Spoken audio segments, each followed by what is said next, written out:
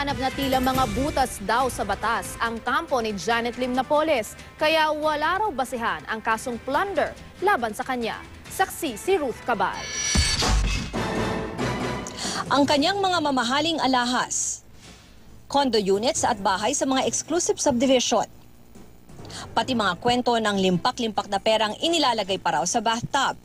Kung sa tingin nyo patunay yan na nakinabang si Napoles sa pork barrel ng mga mambabatas, sa maniwala kayo't sa hindi, ginagamit pa ito ngayon ng kanyang mga abogado para palabasing wala raw basihan ang mga kasong plunder laban sa kanya na dapat daw mabasura. Sa plunder daw kasi dapat maipakitang opisyal ng gobyerno ang nakinabang o yumaman at hindi isang pribadong individual tulad ni Napoles.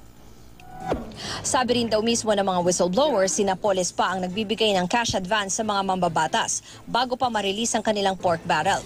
Patunay raw yan na personal na pera ni Napoles ang gamit niya at DPDA.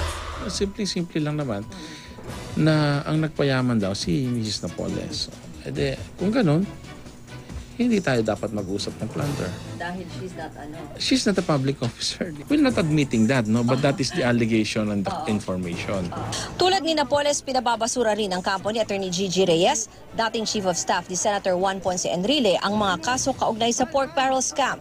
Nalabag daw kasi ang karapatan ni Reyes nang kasuhan siya ng ombudsman base sa salaysay ni Ruby Tuason na hindi naman daw sila nabigyan ng kopya at di rin nabigyan ng pagkakataong sagutin.